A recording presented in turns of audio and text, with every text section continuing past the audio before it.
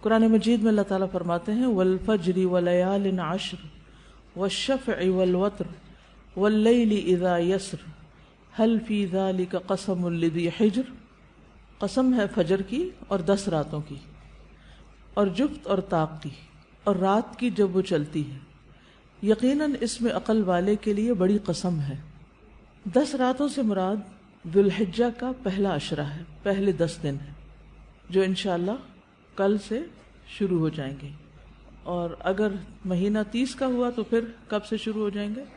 پرسوں سے شروع ہو جائیں گے. ٹھیک ہے، یہ دنیا کے سب سے بہترین دن ہیں. رسول اللہ صلی اللہ علیہ وسلم نے فرمایا دنیا کے دنوں میں افضل ترین دن 10 دن یعنی عشرہ ذو الحجہ ہے. یعنی پورے سال میں سب سے زیادہ امپورٹنٹ ڈیز کون سے ہیں؟ ذو الحجہ کے پہلے 10 دن. لہٰذا ان 10 دنوں میں جب انسان کوئی بھی نیک عمل کرتا ہے تو وہ نیک عمل بھی اللہ تعالیٰ کو باقی دنوں میں کیے ہوئے نیک عمل سے زیادہ پسندیدہ ہے. عام دنوں میں ہم جو کچھ نیکیاں کرتے رہتے ہیں ان کا اجر و ثواب بھی ملتا ہے، لیکن ان دنوں میں جب خاص طور پر کوئی اچھا عمل کرتا ہے تو اس کا اجر و ثواب کئی گنا زیادہ بڑھ جاتا ہے. رسول اللہ صلی اللہ علیہ وسلم نے فرمایا اللہ کو کوئی نیک عمل کسی دن میں اس قدر پسندیدہ نہیں جتنا کہ ان دنوں میں پسندیدہ ہے، یعنی عشرہ ذو الحجہ. صحابہ نے عرض کیا اے اللہ کے رسول، کیا جہاد فی سبیل اللہ بھی نہیں؟ آپ نے فرمایا نہیں، جہاد فی سبیل اللہ بھی نہیں، مگر جو شخص اپنی جان اور مال لے کر نکلا ہو پھر کچھ واپس نہ لایا ہو. یعنی جان بھی جائے، اس کی شہید ہو جائے، اور اس کا جو گھوڑا ہے وہ بھی مارا جائے، اور اس کا جو اسلحہ ہے وہ بھی چلا جائے، یعنی کچھ بھی واپس نہیں آیا، سب کچھ اللہ کی راہ میں چلا گیا. اس کا عمل بہرحال سب سے زیادہ پسندیدہ ہے یا سب سے زیادہ آگے ہے. ورنہ باقی جتنے بھی لوگ جو کچھ بھی نیک کام کر رہے ہیں سال بھر میں، ان سب سے افضل ہے وہ کام جو ان 10 دنوں میں ہم کریں گے انشاءاللہ. یاد رکھیے رمضان کا آخری عشرہ جس کی راتیں زیادہ افضل ہیں، اور ذو الحجہ کا پہلا عشرہ جس کے دن زیادہ افضل ہیں. تو اس سے یہ پتہ چلتا ہے کہ ان دنوں میں انسان کو پھر خاص طور پر اچھے کاموں کی طرف رغبت کرنی چاہیے. نبی صلی اللہ علیہ وسلم نے فرمایا اللہ کے نزدیک ذو الحجہ کے 10 دنوں میں نیک اعمال بہت زیادہ پاکیزگی اور بہت بڑے ثواب کا باعث ہیں. تو اس سے ہمیں 2 چیزیں ملتی. نمبر 1 پاکیزگی، ٹھیک ہے، یعنی ہمارے گناہوں کی معافی کا ذریعہ ہے، ہمارے تزکیہ کا ذریعہ ہے ان دنوں کے نیک اعمال. اور دوسرے زیادہ ثواب کا ذریعہ ہے. یعنی عام طور پر جیسے ایک نیکی کا اجر 10 گنا ہے تو ان دنوں میں کئی گنا زیادہ بڑھ جائے گا.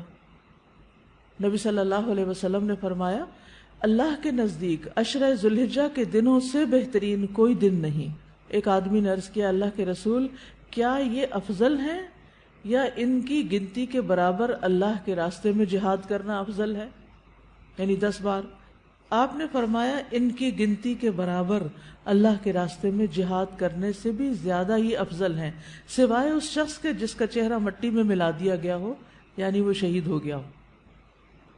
تو جب اتنا بڑا موقع آ رہا ہے ہمارے سامنے تو ہم اس کو یوں ہی گنوا دیں، یہ نہیں ہونا چاہیے. ہمیں نہیں معلوم کہ اگلے سال ہماری زندگی میں یہ دن آتے بھی ہیں یا نہیں، ہم اس سے پہلے ہی نہ دنیا سے چلے جائیں. اس لیے بہت ضروری ہے کہ ان 10 دنوں کی پلاننگ کریں کہ ہم نے کیا کیا کرنا ہے. صرف وہ کام کافی نہیں جو ہم ہر روز نیکی کے کام کرتے رہتے ہیں، مثلا جو روٹین میں نوافل پڑھ رہے ہیں یا صدقہ خیرات کر رہے ہیں، یا اور نہیں، مزید بھی کرنا ہے. صحابہ ان دنوں میں انتھک محنت کیا کرتے تھے. سعید بن جبیر ذو الحجہ کے 10 دن داخل ہونے کے بعد عبادت میں بہت زیادہ کوشش کرتے تھے، حتیٰ کہ وہ اتنی محنت کرتے کہ لگتا کہ وہ اس کی قدرت نہیں رکھتے، یعنی اپنے آپ کو اتنا تھکا دیتے کہ لگتا کہ بس اب اس سے زیادہ کچھ کر نہیں سکتے، آخری درجے تک. اب نیک اعمال میں سے افضل عمل جو ان دنوں کے لیے پسندیدہ ہے وہ اللہ کا ذکر ہے. نبی صلی اللہ علیہ وسلم نے فرمایا کوئی دن اللہ کے ہاں ان 10 دنوں سے زیادہ عظمت والا نہیں ہے، اور نہ ہی کسی دن کا عمل اللہ تعالیٰ کو ان 10 دنوں کے عمل سے محبوب ہے. یعنی نہ دن ان دنوں سے افضل ہیں اور کوئی اور عمل اس سے افضل نہیں. پس تم ان 10 دنوں میں کثرت سے لا الہ الا اللہ، اللہ اکبر اور الحمدللہ پڑھو، یعنی تہلیل، تکبیر اور تحمید. اب اس کے لیے یہ جو کلمہ نا سبحان اللہ والحمد للہ ولا الہ الا اللہ واللہ اکبر، یہ ان تینوں کلمات کا مجموعہ ہے اور اس میں سبحان اللہ کا اضافہ بھی ہے. آتا ہے آپ کو یہ؟ پڑھیے ذرا.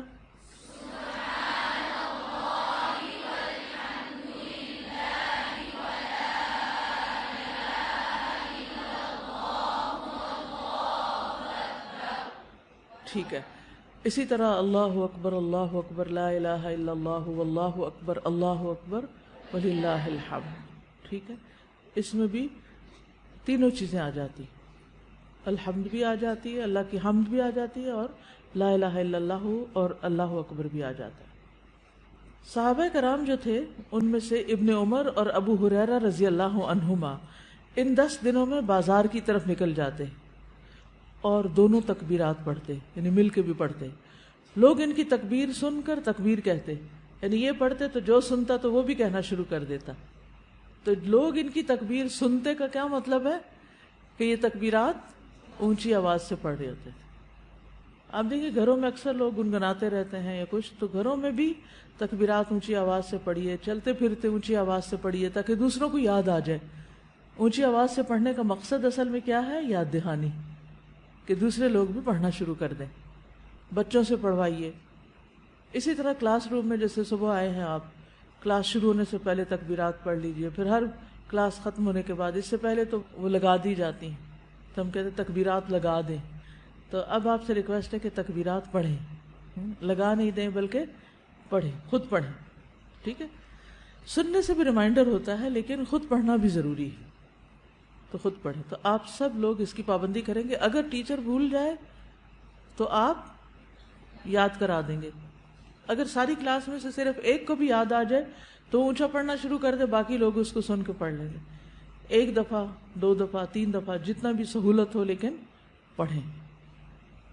پھر اسی طرح محمد بن علی جو تھے، ان صحیح بخاری میں آتا ہے کہ وہ نفل نمازوں کے بعد بھی تکبیر کہتے تھے. یعنی نفل نماز پڑھ کے، جیسے تہجد کے پڑھے یا چاشت اشراق کے پڑھے یا پھر اس کے علاوہ، تو وہ نفل پڑھ کے بھی تکبیر پڑھتے تھے. اسی طرح عورتیں بھی تکبیرات پڑھتی تھی. عمر رضی اللہ عنہ منا میں اپنے خیمے کے اندر تکبیر کہتے تو مسجد میں موجود لوگ اسے سنتے اور تکبیر کہتے، اور بازار والے تکبیر کہتے، یہاں تک کہ سارا منا تکبیرات سے گونج اٹھتا.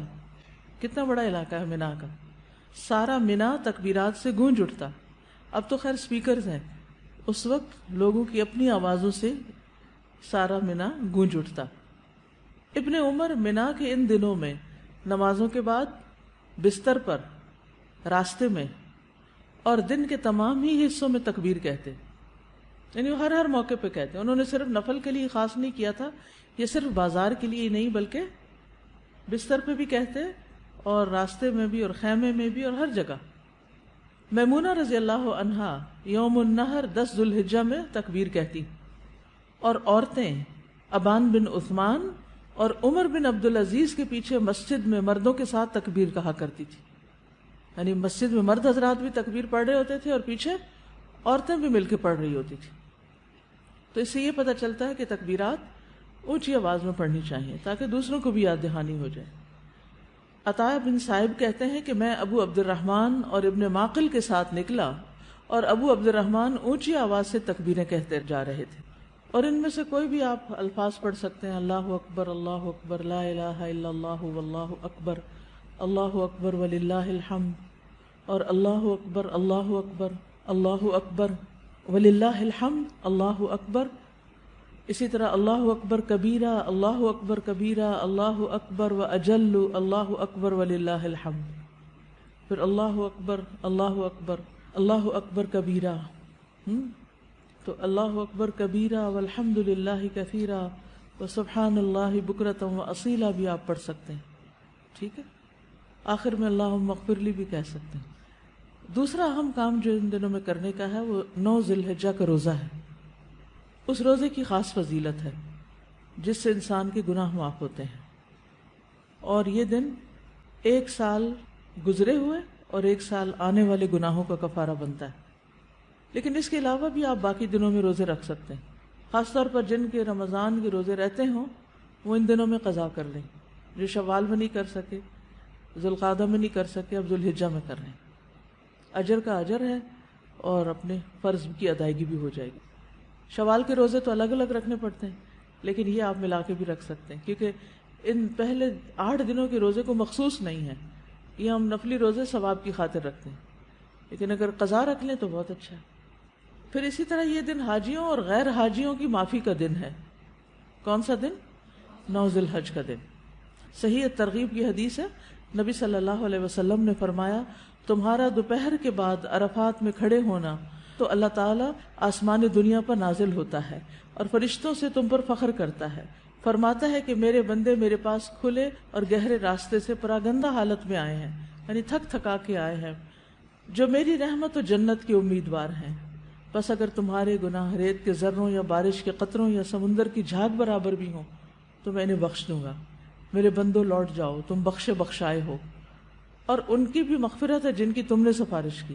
یعنی جو لوگ حج پہ گئے ہوئے ہیں، اگر وہ آپ کے لیے دعا کریں تو وہاں نہ صرف یہ کہ ان کی بخشش ہوگی بلکہ باقی لوگوں کی بھی بخشش ہوگی، اور خصوصاً آگ سے رہائی کا دن ہے۔ حضرت عائشہ کہتی ہے کہ رسول اللہ صلی اللہ علیہ وسلم نے فرمایا، اللہ سبحانہ و تعالی عرفہ کے دن سے زیادہ کسی دن اپنے بندوں کو دوزخ سے آزاد نہیں کرتا، اور اللہ اپنے بندوں کے قریب ہوتا ہے، پھر فرشتوں کے سامنے اپنے بندوں پر فخر فرماتے ہوئے فرماتا ہے کہ یہ سارے بندے کس ارادے سے آئے ہیں۔ حالانکہ اللہ تعالیٰ کو خود بھی پتہ ہے، لیکن اللہ تعالیٰ خوش ہو کے ایک طرح سے پوچھتے ہیں کہ یہ کیوں آئے ہیں۔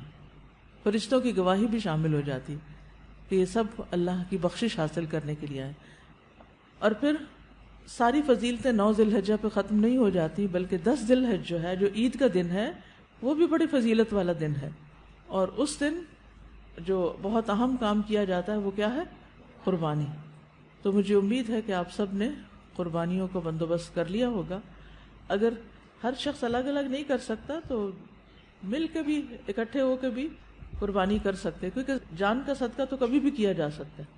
تو عام دنوں میں کرنے کی بجائے ان دنوں میں انسان کر لے، ان دنوں میں پیسے جمع کرا لے، خاص طور پر غریبوں تک جو پہنچایا جاتا ہے گوشت، اس میں انسان اپنا حصہ ڈال لے، کہ کچھ لوگ محنت پہ لگے ہوئے ہیں، وہ دور دراز علاقوں میں قربانی کے جانور پہنچاتے ہیں، گوشت پہنچاتے ہیں، تو ہم خود تو وہاں تک پہنچ نہیں سکتے۔ اگر ہر شخص یہ کام کرنے لگے تو ناممکن ہے، کیونکہ جانوروں کی ٹرانسپورٹیشن یا خود ایون سفر کر کے وہاں جانا، یہ سب کچھ بڑی مشکل کام ہے۔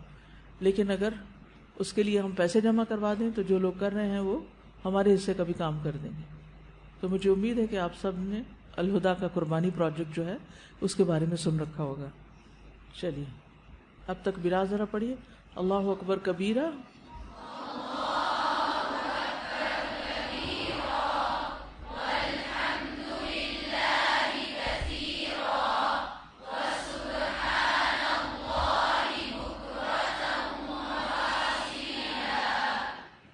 جو آپ کی کلاس میں تکبیرات لگتی ہیں وہ بھی ایک دفعہ پڑھ دیجیے۔